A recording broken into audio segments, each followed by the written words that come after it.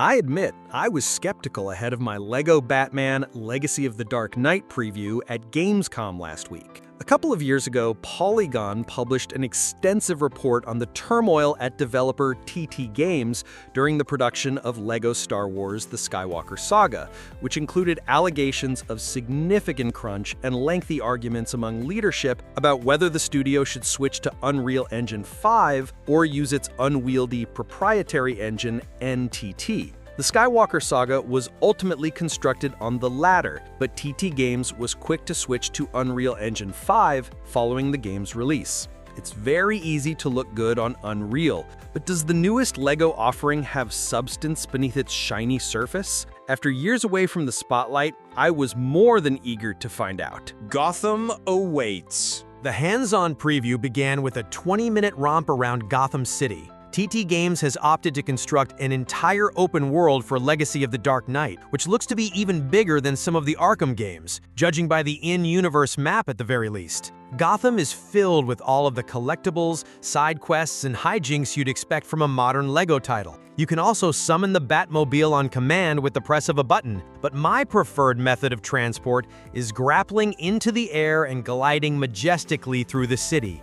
There are Radiant quests that allow you to help citizens in need, Riddler puzzles, time trials you can do using the Batmobile, everything that the beloved Arkham trilogy features in droves. I had my first taste of combat during this segment, and I can confirm that Legacy of the Dark Knight borrows heavily from the Rocksteady series in the most spectacular of ways. You have the signature counter prompt that appears above the heads of enemies, allowing you to deflect any melee damage you might take. You can dash around to dodge bullets, leap over enemies at will, and use your bat gadgets to gain the upper hand. My personal favorite is grappling an enemy into Batman's hands and then tossing them into their fellow goons. Combat is certainly satisfying, but undeniably derivative. This type of action has been all but perfected in the Arkham series, and TT Games hasn't felt the need to innovate significantly on this formula here. There are a couple of LEGO twists, but you'll spend the majority of your time countering and punching through large groups of enemies, albeit with less difficulty given the intended audience being placated to here. Quality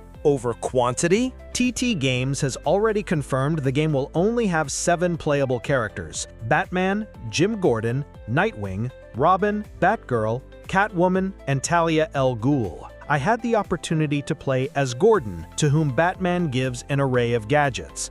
If you're playing co-op, the characters can combo with one another. For example, Gordon can use his goo gun to turn Batman into a rolling ball of destruction. The lack of character variety is perhaps the most disappointing aspect of the new LEGO Batman thus far, because TT Games is known for offering a vast array of characters. Though admittedly, these characters are built on the same 4 or 5 archetypes in past LEGO titles, while here they all seem deliberately designed with far more detail in terms of mechanical nuance. Still, we're being deprived of the satisfaction of discovering new characters in the open world. Can you imagine doing a Radiant and/or secret quest that results in you unlocking the playable supervillain you just foiled? I just can't imagine the alternatives are as exciting. In all likelihood, fewer characters means more time has been invested in those the game does have. As much as I love having hundreds of random people to play with, characters in past LEGO games can be virtually identical, while I assume each of the 7 characters in Legacy of the Dark Knight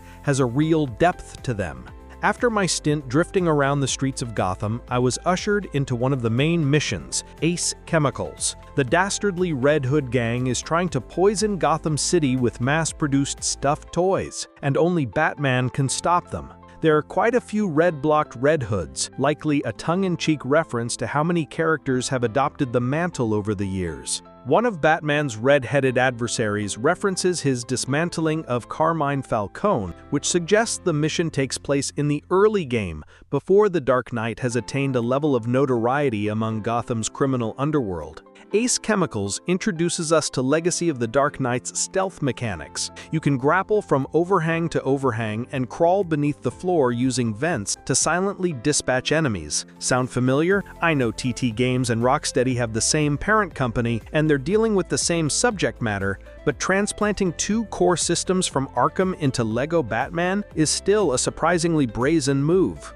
I'm not against it, however. Arkham is by far the biggest success story in WB Games' portfolio, and incorporating the humor and absurdity inherent to a LEGO game is just enough of an adjustment to keep everything feeling fresh. And considering we aren't getting a new Batman game from Rocksteady anytime soon, I'll take this as a cutesy consolation prize. The rest of the level is filled with combat sequences, puzzles, and secrets. You need to utilize both Batman and Jim Gordon to progress, and the level culminates in a boss fight against Red Hood.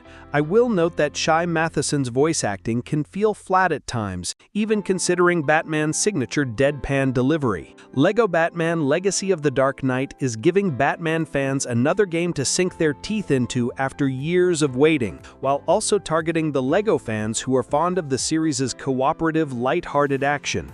Whether or not Legacy of the Dark Knight will be great rather than good depends on how much substance there is in the rest of the game. How expansive is the open world? How different are the playable characters? How compelling is the retelling of Batman's story? These are questions that can only be answered after more time with the game, but from what I've played, the prospects are very bright indeed.